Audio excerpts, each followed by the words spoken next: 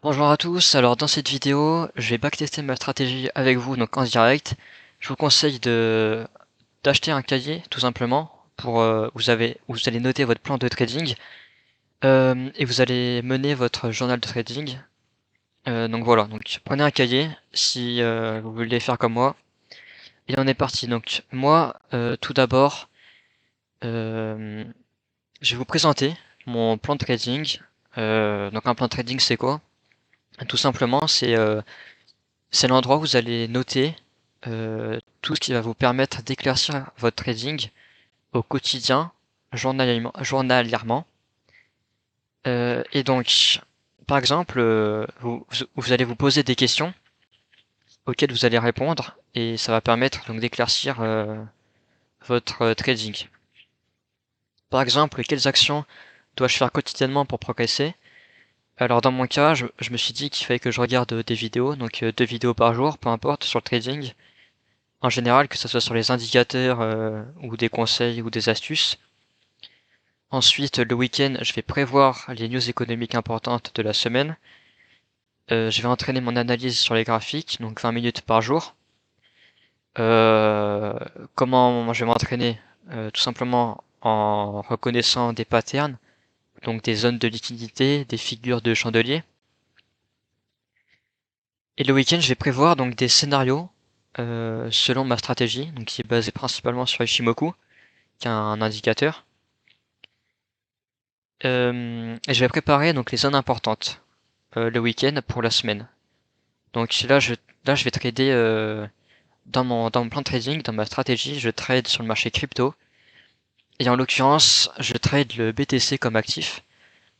Tout simplement parce que c'est la BTC dominante, c'est supérieur. Donc la capitalisation du Bitcoin en fait est supérieure à toutes les autres crypto-monnaies, qu'on dit altcoin. Et donc le Bitcoin est moins exposé à la volatilité que d'autres crypto-monnaies. Ensuite, vers quel style de trading je vais m'orienter? Donc moi, là, je vais m'orienter pour cette stratégie sur du day trading. Donc c'est situé entre le scalping et le swing trading. Le scalping, c'est quoi? C'est quand vous prenez des positions sur sur quelques minutes, sur quelques secondes. Le day trading, donc ça c'est mon style de trading, c'est quand on garde ses positions sur quelques heures. Et le swing trading, c'est quand on garde ses positions sur quelques jours, quelques semaines, voire quelques mois. Ensuite, combien de temps je peux trader par semaine, chaque semaine. Donc là, je définis mes temps de disponibilité, très important, puisque je vous rappelle, le plan trading va vous permettre d'éclaircir un maximum euh, de coins sombres auxquels vous n'aviez pas pensé. Donc là, quand vous allez prendre des positions avec votre stratégie, vous allez relire votre plan de trading, et voilà, ça va vous faire progresser automatiquement.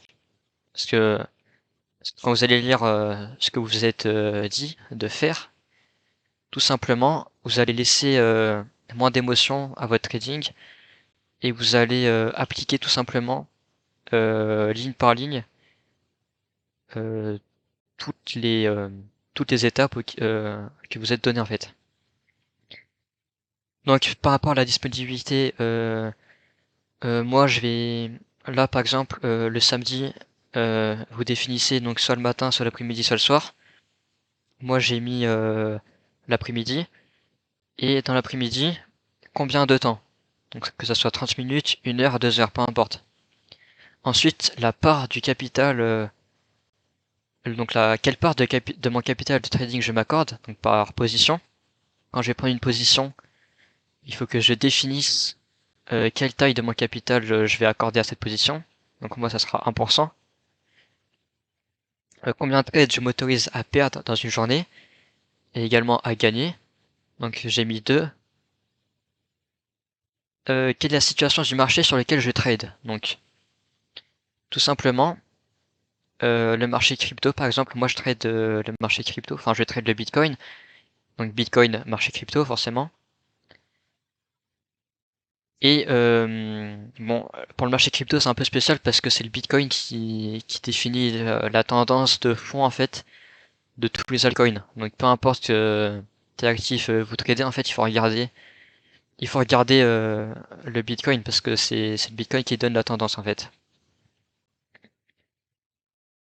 Et donc, quelles actions dois-je faire avant chaque début de séance de trading? Ça veut dire que quand vous allez ouvrir votre logiciel de trading, votre graphique, il faut que vous vous disiez, là, qu'est-ce que je fais? Quand j'ouvre mon graphique, quand j'arrive sur mon graphique, j'ai rien. Donc là, déjà, on va enlever tous ces éléments. Et qu'est-ce que je fais?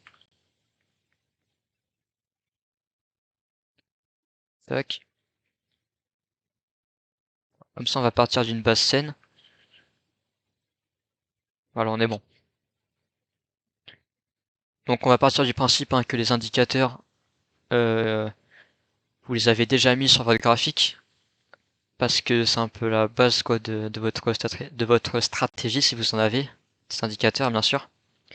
Et donc quelles actions dois-je faire avant chaque début de trading, de séance de trading? Tout simplement, moi je vais tracer mes zones clés, donc les niveaux ronds. Donc les niveaux ronds là par exemple, je les ai déjà tracés. 60 000, 50 000. On va partir du principe que la cotation présente se situe ici par exemple, au pif. On prend au pif. Et le backtest, hein, c'est ça, c'est vous revenez sur les cotations passées, sur les bougies du passé, donc sur le prix du passé. Tout simplement, vous allez faire comme si vous étiez dans le présent, à cet instant.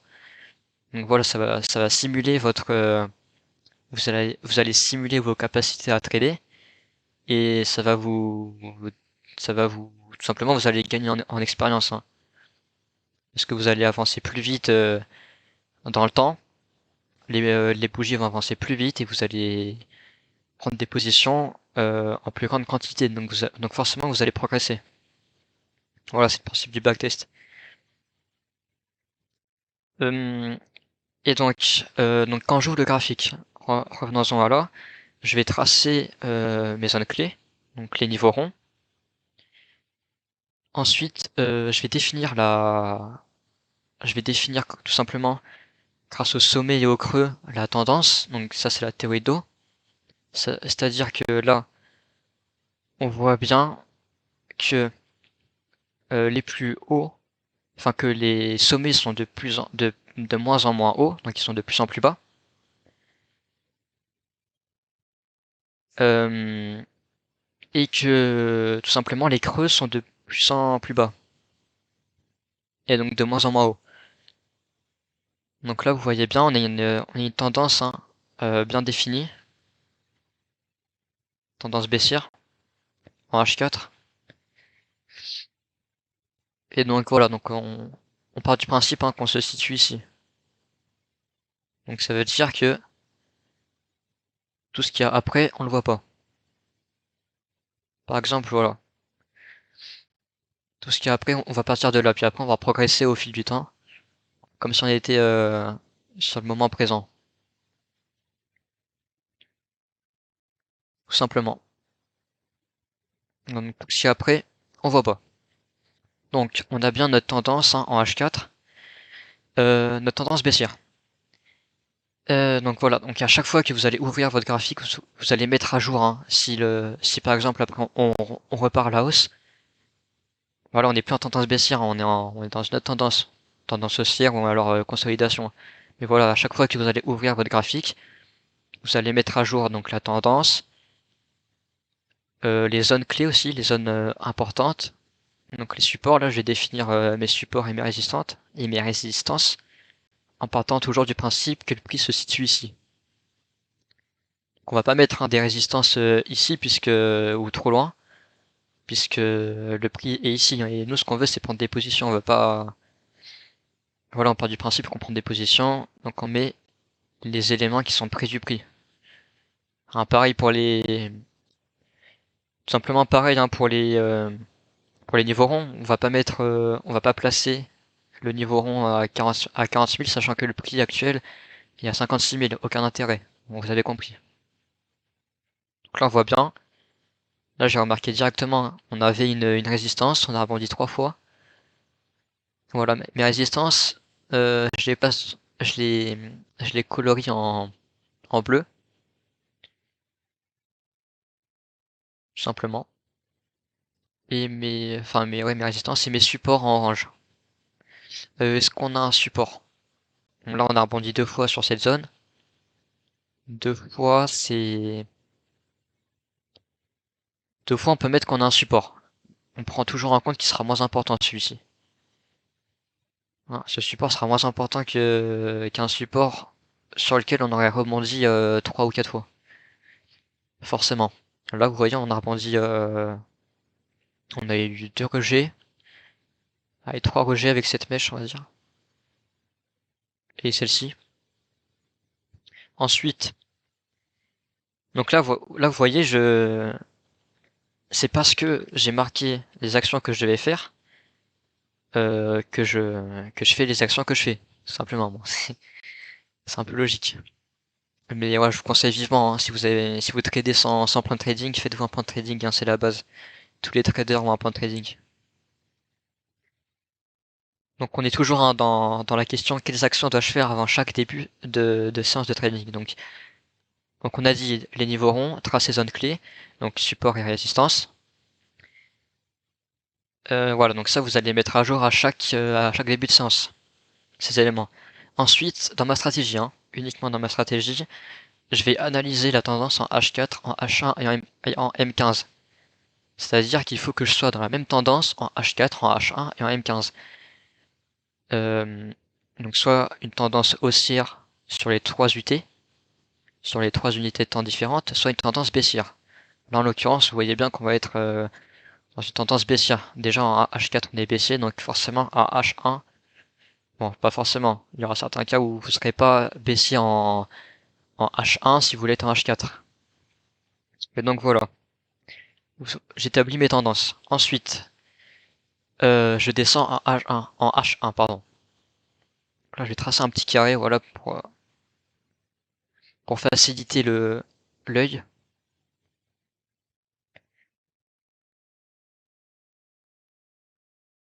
Donc, maintenant, je vais descendre en H1.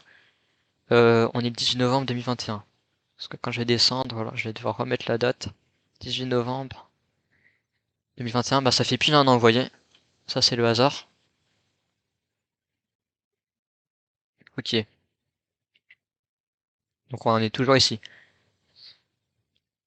Qu'est-ce qu'on peut dire en H1 au niveau de la tendance? Alors, vous pouvez vous aider. Enfin, moi, je vais m'aider grâce à la EMA 100. Voilà, quand la tendance n'est pas clairement définie. Bon, là, elle est clairement définie, hein. Mais la EMA 100 me permet, donc ça c'est pareil, c'est marqué dans mon plan de trading. La EMA 100 me permet de confirmer la tendance en fait. Parce que quand le prix est en dessous de la EMA 100, on est en tendance baissière. S'il avait été au-dessus, par exemple, là, bon là, on peut pas dire que c'est une tendance haussière, mais quand on est là, on le sait pas. Seulement, il faut attendre en fait avant de... Vous voyez, on peut pas prendre une position seulement en partant du principe que là on part en tendance haussière, c'est bon, on est passé au-dessus de l'AIMA 100, c'est bon, c'est fini, ça s'envole. Bah non, puisque vous voyez bien, là par exemple on vient mécher, on clôture au-dessus, mais après on retombe. Donc voilà, donc ça s'appelle des pullbacks en quelque sorte. Donc voilà. Attendez bien, donc moi j'attends bien que la tendance soit clairement définie avant de prendre quelconque position. Donc là, la tendance est clairement définie. On est en tendance baissière en H4, en H1, on est baissier la plupart du temps. Et donc voilà, là par contre, on n'est pas au-dessus de la MA100, mais encore une fois, la MA100 n'est qu'un élément, voilà, pour vous donner une idée de la tendance globale, mais la théorie de dos hein, sera toujours plus efficace. Ensuite, je vais descendre en M15, donc là, on va faire un petit texte. Tac. Euh, donc en H4, on a dit on est baissier. En H1, on a dit qu'on était... en H1, on est quoi là? En fait, là, c'est un peu... on est plus en consolidation, j'aurais dit, parce que... Là, vous voyez, là, on commence à On remonte un peu, bon là, pullback, on revient, on remonte. À partir de là, voilà, la tendance s'essouffle. La tendance s'essouffle clairement. Euh, donc ce qui est sûr, c'est qu'on va pas rentrer en position actuellement. Parce on n'est pas dans une tendance clairement définie. Voilà, on est dans une sorte de range un peu dégueulasse, quoi. On va mettre range. Soit baissier, soit haussier, soit range. Voilà. Donc voilà, donc à partir du moment où en H1 on est en range déjà, on prendra pas position. Donc on va continuer, on va faire avancer les bougies. Parce que il faut, je vous rappelle, premier élément c'est qu'on soit baissier sur les trois UT ou haussier. Donc on avance, tout simplement.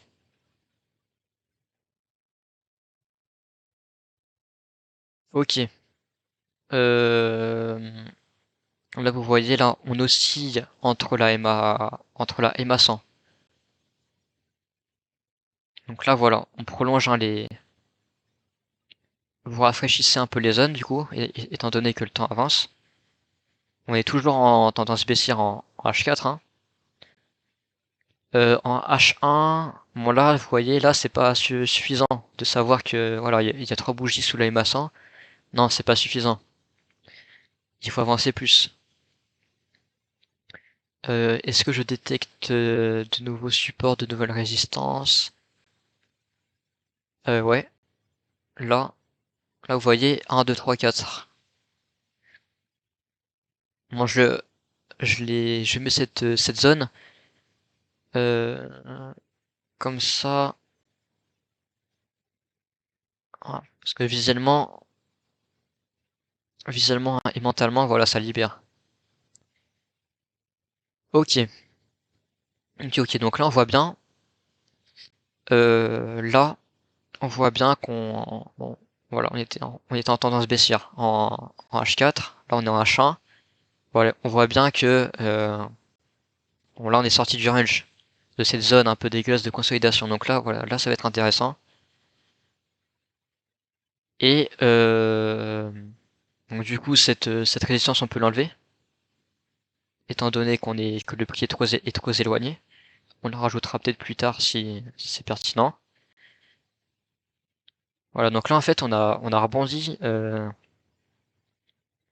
sur notre support qui avait déjà été touché 4 fois avec impulsion par la suite. Donc là on arrive, euh, vous voyez bien avec ce chandelier, c'est un chandelier d'incertitude. Voilà, ça c'est une figure chartisme, pardon. Donc c'est du classique, ça veut dire qu'on arrive sur le support, incertitude, soit on remonte, soit on part par le bas. Donc là on est parti par le bas. Donc en H1 on est baissé là. On est clairement baissier en H1. Donc H1 baissier. Tac. H1 baissier. Et voilà, c'est comme ça qu'il faut progresser en fait. C'est comme ça, pardon, que vous allez progresser sans vous entraînant et en testant. Et en M15, on va voir ça. Puisque c'était le premier signal en fait hein, pour entrer en position. Il fallait qu'en H4 et en H1 on soit baissier. Ensuite, je vais vous dire quels signaux, les signaux, pardon, oui, les signaux que tout simplement qu'il faut qu'ils soient validés pour que je rentre en position en long ou en short. Ici, en l'occurrence, ça sera en short si je rentre en position.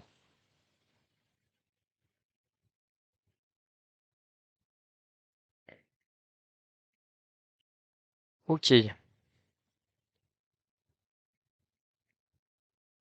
Alors, ouais, on en était où? On était où? Voilà, on était par là. Euh, ok, donc ça, on va le mettre, on va le rapprocher.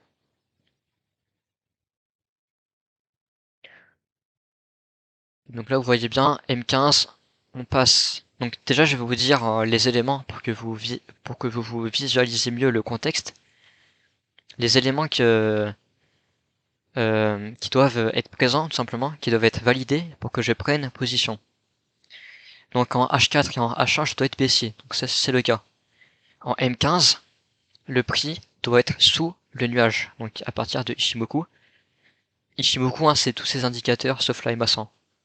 Donc le prix doit être en dessous le nuage. Donc ça, c'est validé. Vous pouvez vous noter carrément sur le graphique sous le nuage.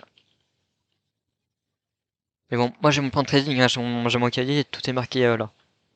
Mais voilà, vous si vous n'avez pas de cahier, au lieu de faire des alt tab pour changer de page et passer sur votre plan de trading et vérifier si vos signaux sont tous alignés pour prendre position, tout simplement, voilà, vous directement sur TradingView, sur TradingView ou sur Atani, sur votre logiciel de trading, hein, vous faites un petit texte, et vous marquez toutes vos conditions et vous les voilà, comme ça c'est plus facile pour vous.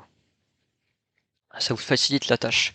Moi je vais garder juste H4 H1 baissier, c'est le principal. Donc le prix est sous le nuage, donc ça c'est bon. Ensuite, pour prendre position, ce qu'on veut, c'est que donc la courbe rouge c'est la Kinjun et la courbe bleue c'est la Tenkan. La verte c'est la Chikou. Pour prendre position, ce qu'on veut, c'est que on casse la Kinjun et la Tenkan. Donc soit la Tenkan est déjà cassée et on casse la Kinjun, donc là on prendra position. Soit on casse les deux en même temps. Donc en l'occurrence, donc le prix est là. Donc ça c'est du passé, donc voilà. Donc nous ce qu'on veut, hein, c'est rentrer pile poil au bon timing. Donc on va pas prendre cet exemple.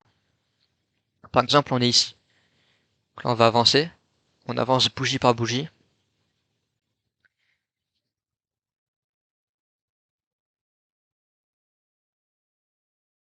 Voilà.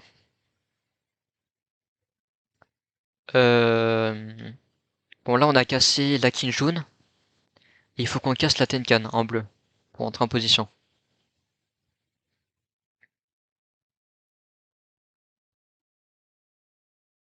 Hmm.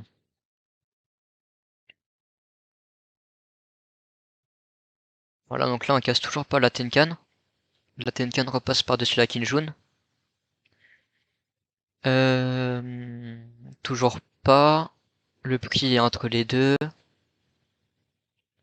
Là, on a une bougie. Donc là, on casse par le haut la Kinjun et la Tenkan. Nous, ce qu'on fait, c'est qu'elle casse par le bas. Puisqu'on va prendre des shorts, donc des positions à la vente. Voilà, par exemple. Par exemple, on va revenir une bougie avant, tout simplement. Tac. Par exemple, là vous voyez, on clôture, donc on clôture sous la Tenkan et la Kinjun. Et donc on a cassé les deux sur la même bougie. Donc c'est ce scénario qu'on va privilégier, tout simplement parce que c'est marqué sur le plan de trading. Donc vous suivez à la lettre ce que vous vous êtes marqué. Considérez que votre plan de trading, hein, c'est vraiment une pierre gravée et que vous appliquez bêtement euh, tout simplement les indicateurs qui permettent de rentrer, enfin les indicateurs, les éléments, du moins les signaux qui vont vous permettre de rentrer en position selon votre stratégie. Donc voilà. Donc là, on a deux signaux validés, la Tenkan est cassée et on casse la Kinjun par la suite. Euh, Ensuite, ce qu'on veut, c'est que la Shiku soit libre. La Shiku, je vous rappelle, dans mon cas, bien sûr, la Shiku, c'est donc là, donc si on devait prendre position, ça serait à la clôture. Donc ici. La Shiku, est-ce que la Shiku est libre? Il faut qu'elle soit. La Chikou est libre. Je vous explique vite fait. La Chikou, c'est une courbe dans le passé. Ça veut dire que le prix actuellement est là, et la Chikou progresse. Par exemple, je vais vous donner un exemple concret. Voilà, le prix est là. On avance de 3 bougies, donc le prix est maintenant ici, et la Chikou sera donc ici. Vous voyez. Donc la Chikou avance en même temps que le prix, tout simplement, dans le passé. Bon, bref, c'était une parenthèse, histoire que vous compreniez un peu ma stratégie. Et donc la Chikou est libre, donc ça c'est bon. Vous savez quoi, on va placer un petit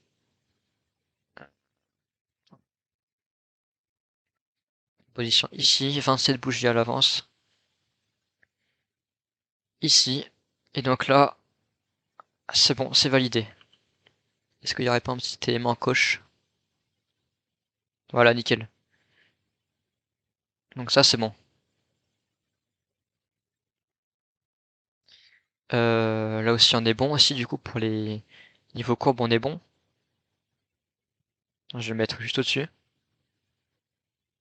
Juste là. Tac.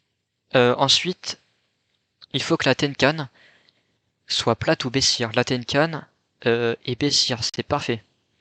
C'est exactement ce qu'on recherche. La Tenkan, c'est la bleue.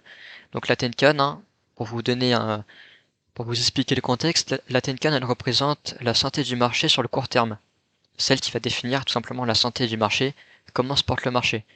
Donc la Tenkan est baissière. C'est ce qu'on veut. Voilà.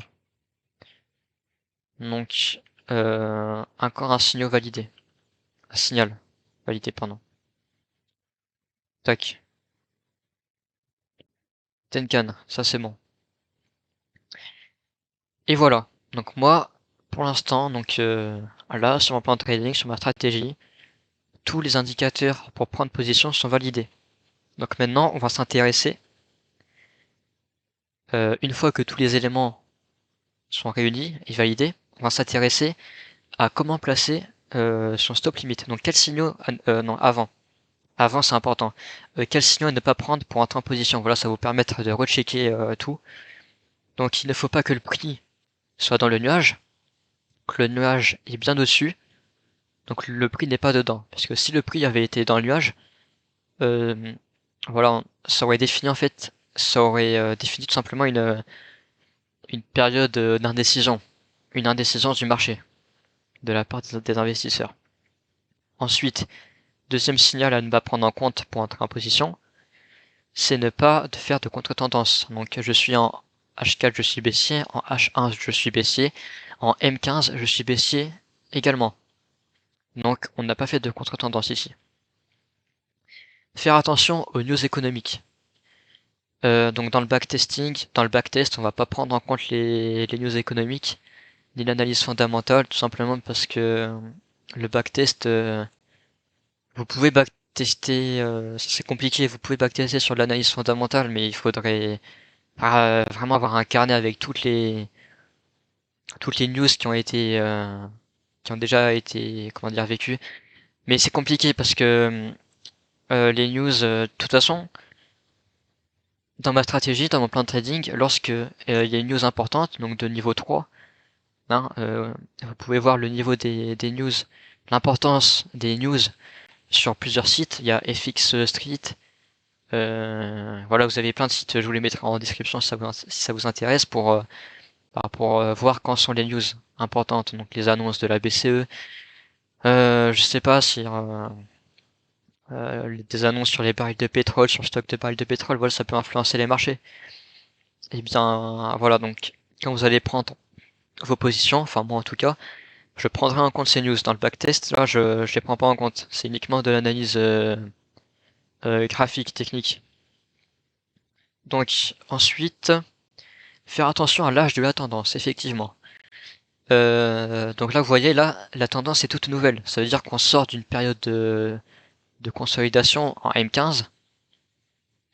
C'est pour ça d'ailleurs qu'on n'a pas pris de position. Là vous voyez, là on sort un peu de cette consolidation pas jolie, on va dire. Et donc la tendance est nouvelle. Donc voilà. Euh, Ensuite, euh, toujours, hein, quel signe à ne pas prendre en compte pour entrer en position? Les bougies impulsives. Ça veut dire que, imaginons toutes les conditions sont réunies pour prendre position, vous allez prendre position, sauf que à la clôture en fait, là, quand vous allez prendre position, la bougie est beaucoup trop grosse et vous allez rentrer en position après que la grosse bougie se clôture. Donc imaginons là, voilà, là tous les indicateurs sont réunis, on va dire. Eh bien je ne prendrai pas, je ne rentrerai pas en position ici, puisque la bougie est énorme, tout simplement. Donc les bougies impulsives, hein, ça peut être dû à cause de news économiques, tout simplement. C'est pour ça qu'il faut jamais, enfin que je rentrerai pas pendant les news économiques en position, parce que forcément la volatilité des marchés augmente, et nos TP, nos take profit et nos stop limit sont plus facilement pris. Donc c'est pas intéressant. Donc voilà, pas de bougie impulsive dans mon cas. Et donc oui, quels signaux pour sortir de position? Donc stop limit et take profit.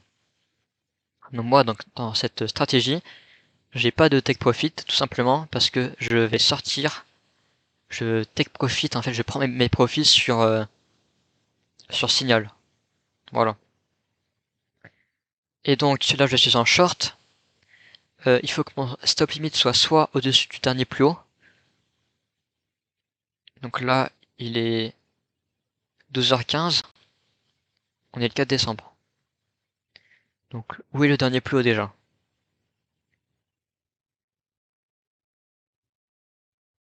Non, le dernier plus haut est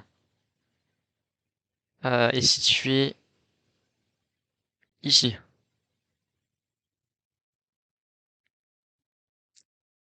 Et le dernier plus haut de la veille aussi. Vous pouvez, moi dans ma stratégie, c'est soit le dernier plus haut, soit le dernier plus haut de la veille, parce que parce que les investisseurs peuvent porter une certaine attention au dernier plus haut de la veille. Donc le dernier plus haut de la veille, hein, il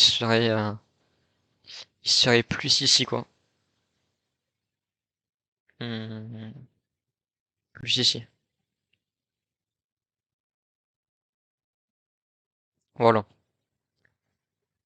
Euh, ou alors soit en dessous d'une résistance, enfin au-dessus pardon d'une résistance. Alors, actuellement, on voit bien que on a ouais, si on a une résistance. Si, là on touche 1, 2, 3. Voilà, bon, elle est pas très conséquente cette résistance, mais c'en est une. Donc soit mon stop limit je le mets juste au-dessus de la résistance, tac.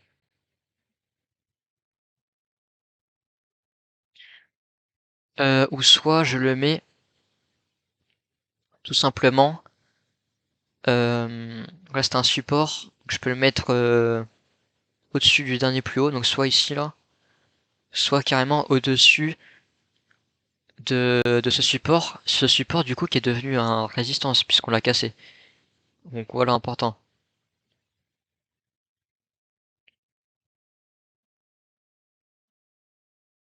C'est là qu'on va prolonger un peu tout là.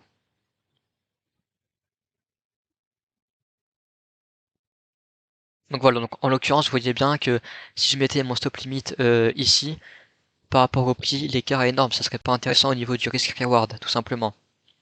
Le risque serait trop important.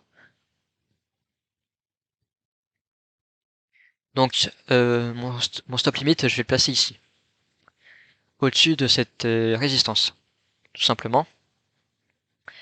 Ou bien j'aurais pu le placer dans ma stratégie, il est dit, ou au-dessus de la Tenkan et de la Kinjun.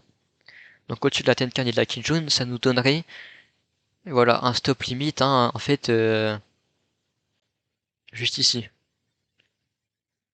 Donc soit on le met ici, soit on le met ici. Sauf que vous voyez bien que le prix est beaucoup trop proche de la Kinjun et de la Tenkan. Donc dans ce cas, c'est pas intéressant. Donc je préfère privilégier un taux de réussite plus haut, même si j'aurai moins de trades gagnants. Ensuite, le TP, comme je vous l'ai dit, je prédéfinis pas à l'avance, tout simplement.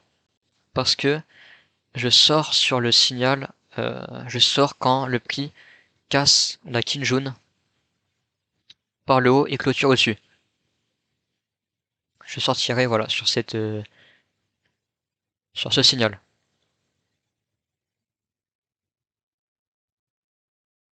Voilà, donc maintenant j'ai défini tous les signaux, donc j'ai défini mon stop limit et les signaux pour entrer en position sont validés.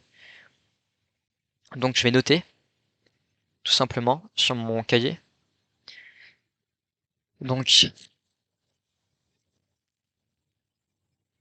voilà, on va reprendre une nouvelle page, tout simplement, c'est le premier trade.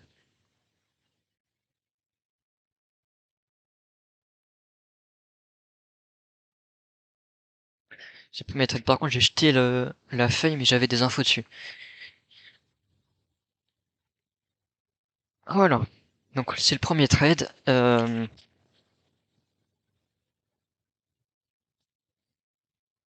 Donc, je vais marquer la date aussi. Quel jour, à quelle heure, à quel jour. On va prendre la position. Bon, c'est pas très propre, hein. J'aurais peut-être pas dû la déchirer carrément. Donc, on est le 4 décembre, hein, vous voyez bien. 04-12 2021. À 12h15. À midi 15. Donc, il est midi 15 qu'on prend position. L'actif, c'est toujours hein, le BTC. Dans mon cas, ce sera toujours le BTC. Pour cette stratégie, en tout cas. Du moins pour l'instant. Et le sens, je prends une vente, donc un short. Ensuite, l'indice de confiance, ça va me permettre d'établir tout simplement ça me permet mentalement tout simplement de me soulager, de me dire qu'est-ce qui allait pas, enfin si je gagne le trade, est-ce que j'étais trop confiant peut-être? Enfin, est-ce que j'étais pas assez confiant si je le perds? Est-ce que j'étais trop confiant et donc dans ce cas j'ai fait n'importe quoi? Donc voilà, vous mettez l'indice de confiance avant de prendre la position. Donc ça c'est au feeling, hein, l'indice de confiance. Là, tous les éléments sont validés. On est dans une belle tendance baissière. Voilà. Donc l'indice de confiance, je le mets à 70, à 80, allez, 75 sur 100. À 75 sur l'échelle 0 à 100. Ensuite, le prix d'entrée.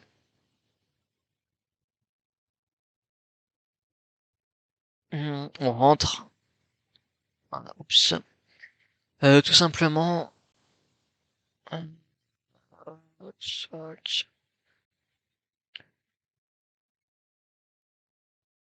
Problème technique.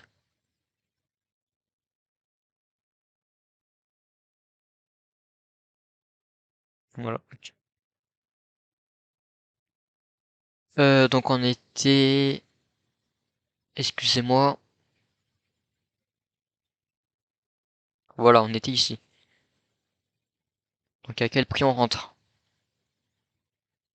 Voilà. Toujours un M15. Hein. Tout simplement, on rentre à 47 000. 47 019.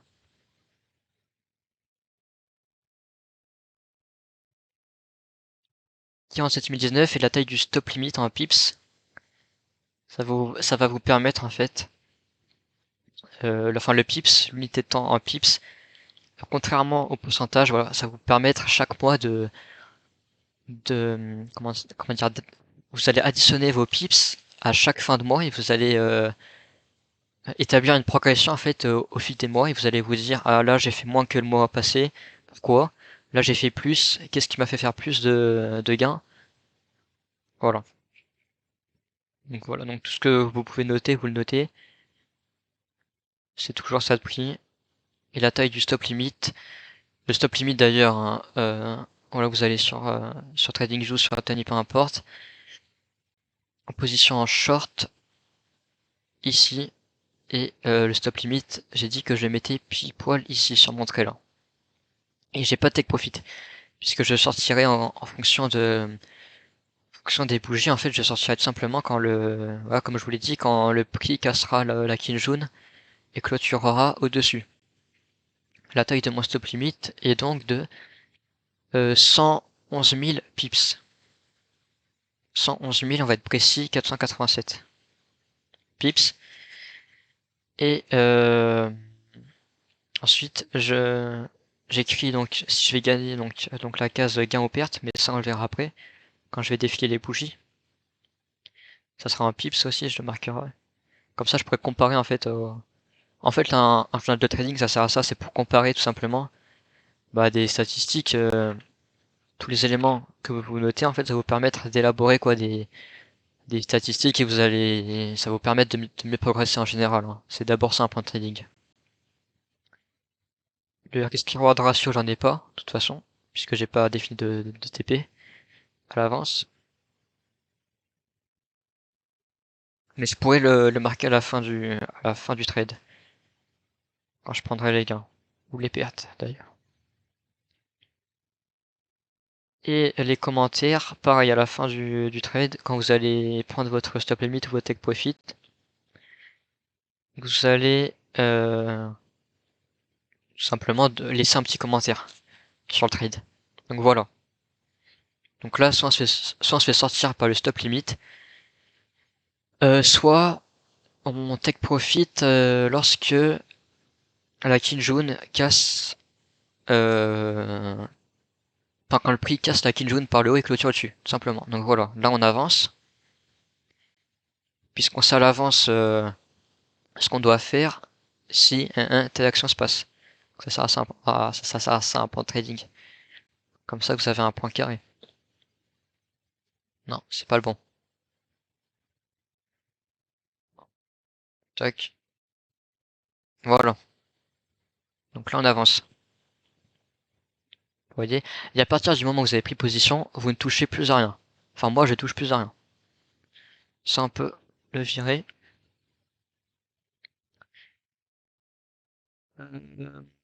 Ok. Voilà, bon là on se fait sortir. Tout simplement ici on se fait sortir, pourquoi?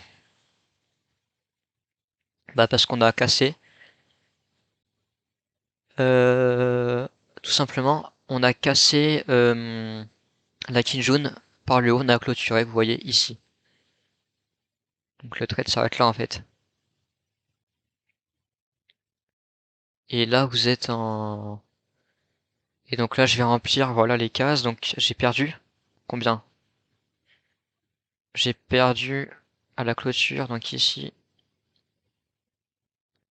J'ai perdu 28 336 pips.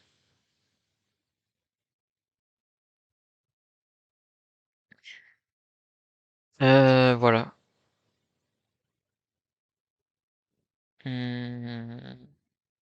Donc pas de risque reward ratio, puisque j'avais pas de TP prédéfini à l'avance, sinon ça sert à rien de marquer, enfin de. Vous avez compris.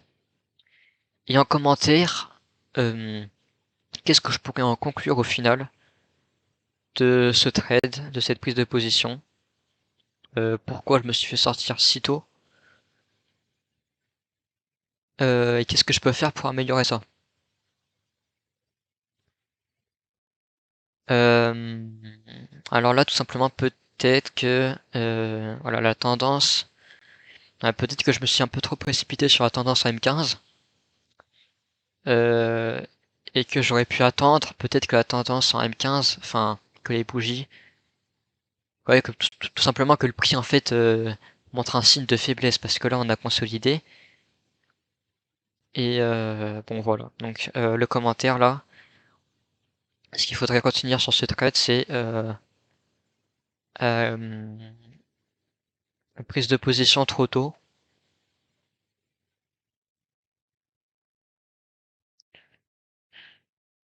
Prise de position trop tôt, tout simplement. Et donc mieux définir, mieux établir tendance M15.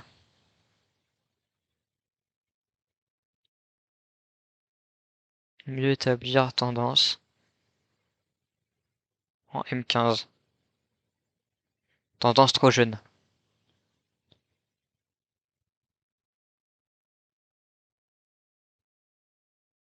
Même si on est en dessous du nuage. Voilà. Donc j'en conclus ça. Donc là on va défiler, hein. Le backtest, c'est avant tout de la répétition. Donc on va défiler, voilà. On prend la perte, on défile.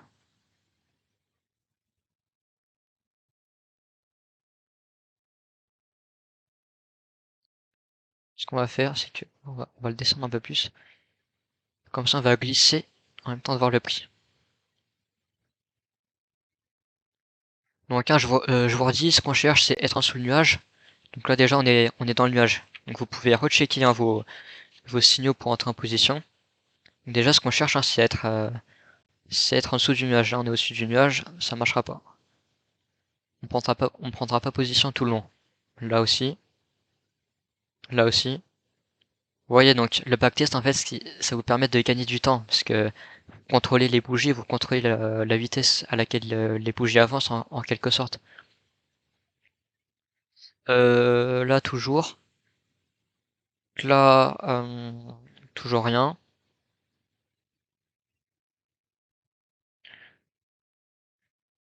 Euh, tac. Ouais, si là on pourrait se poser une question là. Là on pourrait se poser une question. Est-ce que la Chico est libre? Déjà, est-ce que la Chico est libre? La clôture ici. Fin de set. La Chico est libre, hein. La Chico est libre. On a cassé la Tenkan. Donc la bougie n'est pas impulsive. On a cassé la Tenkan et la Kijun en même temps. Donc ça c'est exactement ce qu'on veut. En H4, en H1 on est baissier. Et en M15, voilà là vous voyez en M15, on est voilà on oscille hein, entre plusieurs entre deux entre deux zones j'ai l'impression. Regardez. Là vous voyez résistance. Donc on a touché 3 fois cette zone. Là vous voyez là, tac, on est passé là, on a eu un pullback et on est reparti à la hausse à partir de ce moment-là. Et là on revient retest et on est automatiquement rejeté. Donc voilà, c'est une zone qui a du sens, qui est significative, qui est significative. Donc voilà, là vous voyez bien que bon le marché est pas très beau, mais bon vous allez prendre dans une stratégie vous allez prendre des pertes. Forcément, le marché sera pas toujours beau pour votre stratégie en tout cas. Donc nous en fait, nous on va prendre, enfin moi je vais prendre des gains en tendance bien définie. Par exemple, là voilà, il y a la tendance bien définie et là c'est là où je vais prendre le plus de gains. Là vous voyez le marché est un peu dégueulasse. Il faut se poser la question si je prends des positions ou pas. Parce que après vous pouvez rater des trades parce que le marché ne vous avertit pas quand il part dans un sens. Donc c'est pour ça qu'on backtest, on s'entraîne avant. Donc il ne faut pas que le prix soit dans le nuage. On est bon, ne pas faire de contre-tendance.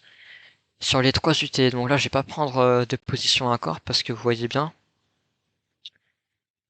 le marché est pas très beau à voir. Donc je prendrai pas de position ici, même si on a un signal ici. Voilà, on oscille entre deux bornes. Donc on va attendre que le prix casse cette zone par le bas, en fait. Parce que si le prix casse vers le haut, en H4 et en H1 on sera baissier. Donc nous on recherche des ventes. Donc on va attendre que le prix casse vers le bas. Pourquoi pas un petit pullback et là on prendra des positions. Donc voilà, on va avancer dans le temps. Donc là on range. Alors on oscille hein, autour de la EMA 100. La EMA 100 qui me permet de valider une tendance. Donc voilà, là on n'a pas de. On va un peu. Voilà, là on est toujours. Là on retouche ce support. Hein. Ça devient en fait plus on touche le support et plus il devient important, mais donc du coup plus il peut être cassé en fait. Puisque là on le touche, on rebondit, mais on va pas rebondir indéfiniment sur celui-ci. Donc là ça va. Là on le touche que 3 fois, donc c'est nickel. Ok. Donc ça c'est le scénario que je voulais. C'est-à-dire, ok donc là on a un pullback, vous voyez bien. on a un pullback, on casse ce support, on a un pullback, sauf que on n'a pas les éléments pour rentrer en position qui sont validés. Vous voyez bien que la Kinjun et la Tenkan sont au même niveau et le prix est en dessous les deux. Nous, ce qu'on veut, c'est que le prix casse, donc il arrive par le haut et qu'il casse les deux, euh, simplement par le bas, qu'il clôture en dessous en tout cas. Donc on avance, on va attendre que le prix en repasse au-dessus, voilà, de la Tenkan et de la Kinjun. On met à jour les... donc du coup, là, on peut se poser une question. Ce support, je peux me poser une question effectivement. Ce support qui est cassé, donc qui devient résistance, sauf que cette résistance est recassée par le haut. Donc voilà, vous voyez bien qu'elle a plus d'importance, donc on l'enlève, simplement. Important de mettre à jour hein, ces zones au fur et à mesure qu'on avance dans le temps.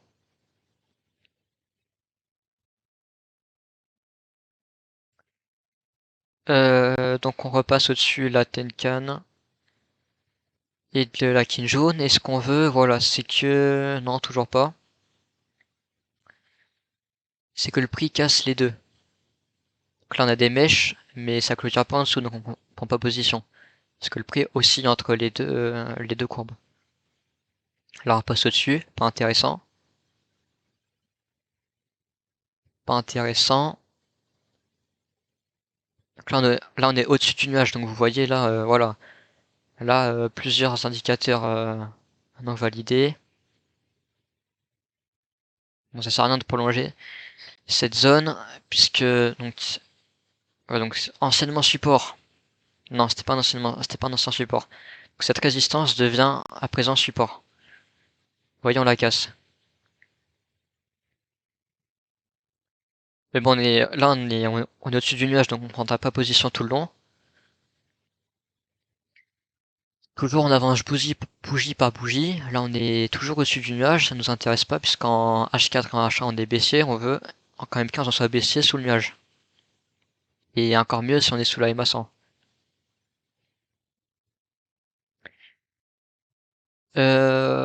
Donc la Kinjun est au-dessus du prix. Nous, ce qu'on veut, c'est que le prix casse la Kinjun et la Tenkan. Euh, Là, le prix casse la Kinjun, mais du coup, la Tenkan est en dessous. Le prix l'a pas cassé. Donc le prix oscille entre les deux.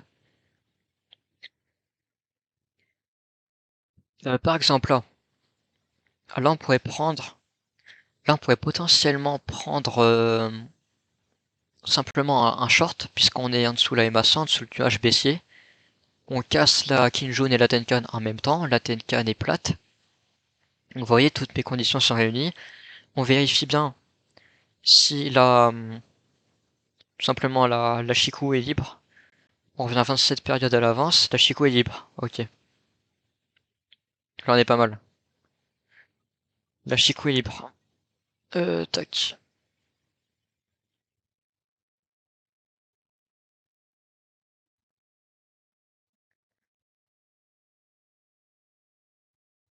Donc c'est exactement ce qu'on veut. Euh, Tac, la petite encage validée. Elle est là. Donc ça c'est bon. Ensuite, on est sous le nuage. Ça c'est bon. Hop là. Viens par là toi.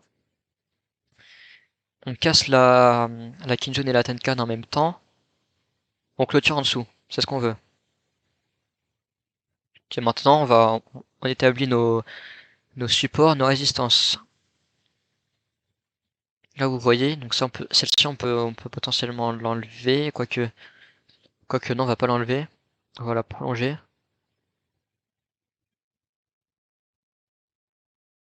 Donc vous savez quoi, on va pas la prolonger. On va créer un nouveau. Parce que là vous voyez bien qu'en fait, voilà, le prix vient pas retaper ici en fait là. Là on voit bien qu'il y a une nouvelle zone un peu plus importante, puisque le prix s'arrête est automatiquement rejeté à ce niveau. Là, vous voyez, on vient juste mécher tout simplement. Là, on a un chandelier qui nous montre une période, comment dire, qui nous montre une indécision du marché. Donc, il s'arrête pile poil au niveau euh, où il y a déjà eu des mèches, des rebonds, des prises de liquidité. Donc là, indécision du marché. Donc, on peut se poser une question. La question qu'on peut se poser, c'est que bon, certes, on a tous les indices qui sont validés, euh, sauf que au niveau du price action, en fait, on a, voilà, on a juste un support, une zone de liquidité, juste là, au-dessus de notre short. Donc, ça serait bête de prendre un short et pas on se fasse rejeter automatiquement, parce que, voilà, parce qu'on a une zone importante. Un support. Bon, il a été touché 2 fois. On pourrait se poser la question si c'est vraiment un support important. Ouais, pas que 2 fois, puisqu'il y a eu, il y a eu quand même des grosses mèches, hein. Vous voyez, c'est des grosses mèches, c'est des grosses impulsions qui, donc là, il y a eu beaucoup de liquidité. Donc, je prends la décision de ne pas prendre de short ici. Parce que voilà, on a ce support qui nous bloque. Donc, on avance le prix, tout simplement. Donc, ce qu'on va chercher, du coup, ça sera à casser ce support. Et quand on sera en dessous de ce support et qu'on aura tous les éléments requis, enfin, tous les éléments validés pour prendre une position, là on pourra prendre une position. Vous voyez, c'est exactement ce qu'on veut. Ah, le prix revient. Donc nous, ce qu'on veut, c'est que le prix casse et pour commencer à prendre des positions, quoi. Parce on va pas prendre un short sur le support, ça serait assez bête. Là, vous voyez, on est dans la zone. Voilà, indécision. Et là, on casse.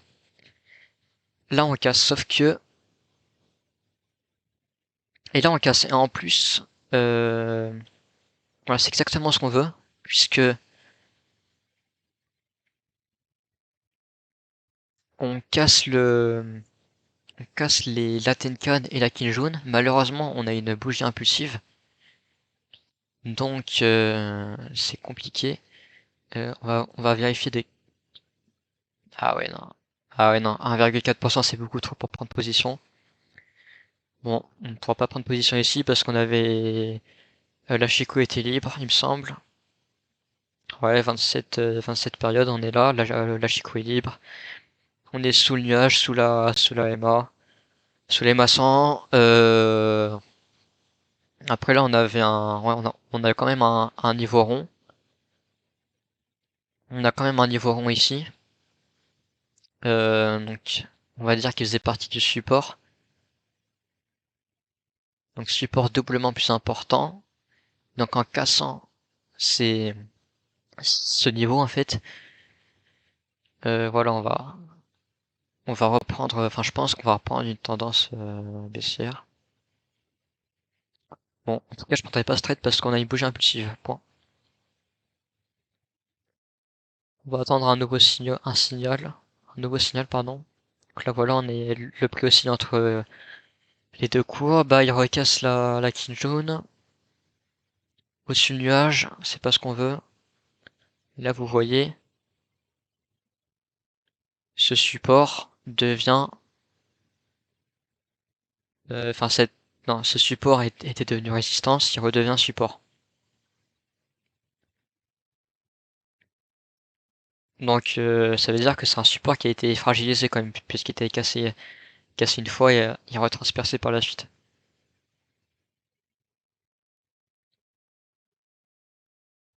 Là, on est au-dessus du nuage, pas de prise de position au-dessus du nuage. On défile, on défile, on défile.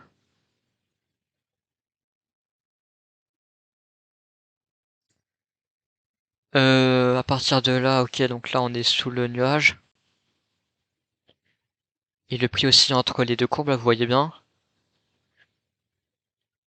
Ok, là on a une potentielle, oui là on a une prise de, donc on est ici, hein. Vous voyez, on casse La Tenkan et la Kinjun sur la même bougie. La Shiku, 27 bougies à l'avance est libre. Donc on est bon. Tac, on est bon. Une petite gommette. On est bon également au niveau de la Tenkan et de la Kinjun qui sont cassés par le bas, clôture en dessous, donc nickel. On est au-dessus, on est sous le nuage et sous la MA100 et en plus là donc euh, ce niveau c'est un niveau rond, c'est le niveau des 50 000. On vient casser ce niveau exactement ici et on clôture en dessous. Donc là c'est une lampe pour prendre position. On va regarder un peu les zones. Ok, donc là on a, vous voyez on prend la liquidité là qui avait été créée avant. Donc on a une résistance pas très importante pour le coup puisqu'elle a été touchée 2 fois. Et à ce niveau, qu'est-ce qu'on a? On n'a pas grand-chose. Pour être honnête, on n'a pas grand-chose. Pas assez en tout cas pour en conclure quoi que ce soit. Donc là en proposition.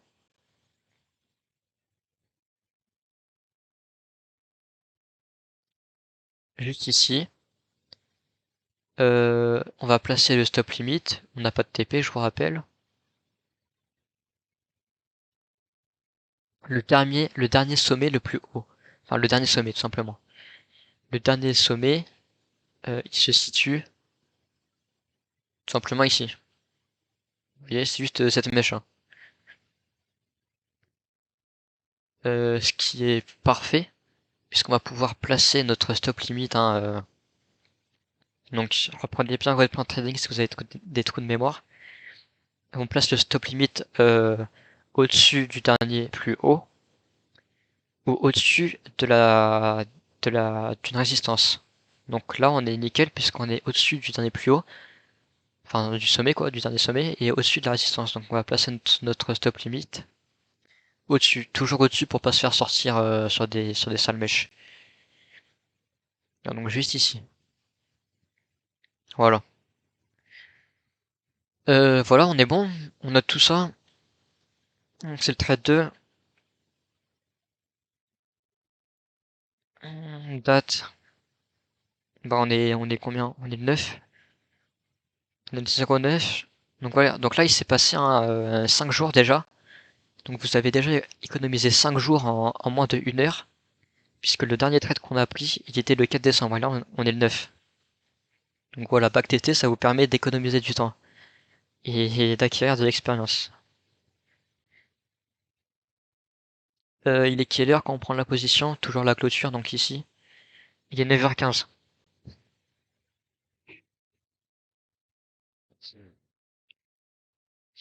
L'actif c'est le BTC toujours. On short le marché, donc le sens c'est la vente, on short. Et en indice de confiance, allez, indice de confiance, je mets un bon 85. Pourquoi? Tout simplement parce on est sous un niveau rond. On est sous un niveau rond, sous un niveau rond c'est déjà pas mal. Voilà, tous les éléments sont validés, classique. H4, H1 baissier. Et ça fait un petit moment, vous voyez qu'on oscille en fait entre la EMA 100. Donc indice de confiance plutôt élevé. Et le prix d'entrée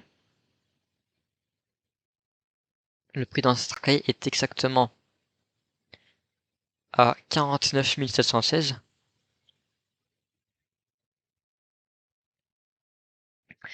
Tandis que la taille du stop loss est de 69 000. En pips toujours, 69 251.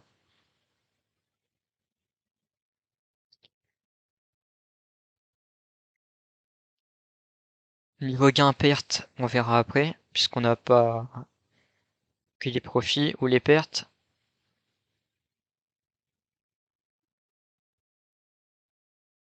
Mais on note quand même. Qu'est-ce qui est votre ratio? Bon, je le mets, mais je remplirai pas. Les commentaires, on voit ça après. Une fois le trade clôturé, donc là, soit on se fait sortir sur ce stop limit, soit on prend les profits quand toujours hein, le prix casse la ligne jaune et clôture au-dessus. Donc voilà, on avance. Tac, on avance. Bougie par bougie. Vous voyez, euh, donc là, on est en dessous on est bien en dessous de notre prix d'entrée. Et donc, pour sécuriser le trade, euh, voilà, quand vous êtes plus bas quand vous avez de la marge en fait entre votre prix d'entrée et le prix actuel, vous pouvez, enfin moi ce que je fais c'est que je vais mettre un stop limit à BE, donc je vais déplacer mon stop limit. Voilà, je vais le mettre à 0. Comme ça, s'il remonte, ok, il va le prendre, mais je perdrai rien. Et comme ça, voilà, ça me garantit,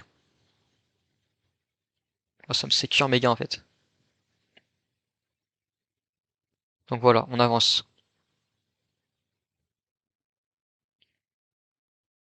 Tac. Donc nous, ce qu'on attend, c'est une cassure de la Kinjun, hein, et clôture au-dessus. Là, vous voyez, il y a une grosse mèche, donc on a eu chaud aux fesses, mais c'est passé, donc des fois ça arrive. Des fois vous allez être pris, des fois pas. Donc là, on a eu de la chance. La mèche est passée juste en dessous notre stop limit, donc on continue. On attend une cassure de la Kinjun.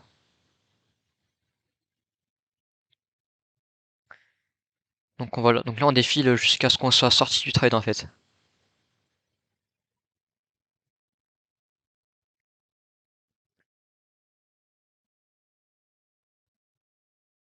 Voilà, donc on est sorti ici. Donc là, vous voyez, là on a fait de gros gains. Donc des fois ça paye.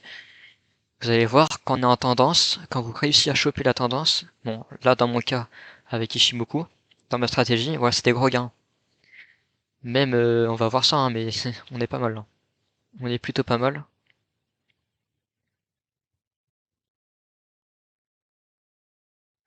Voilà, donc on clôture un donc au-dessus la Kinjun, ici. Et là on prend les profits.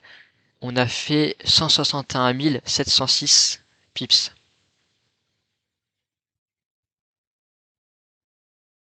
Donc gain 161 706 pips. Euh, le risque reward ratio, on peut le calculer. Attendez, tac.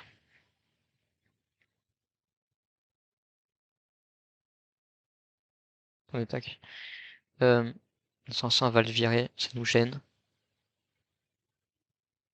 Voilà, on a pris position ici. Hein. Tac, on va replacer le stop limit. Donc le stop limit était ici, hein. Mais il n'a pas été pris.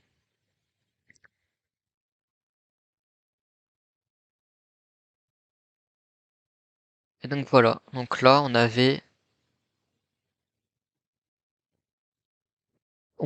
un risk reward, un RRR de 2,32.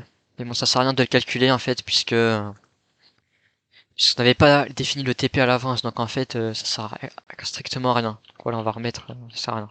Voilà, bon, c'est pour vous montrer, si dans votre stratégie vous définissez votre TP avant de prendre position, voilà, c'est pour vous montrer que c'est possible d'avoir son risk reward ratio.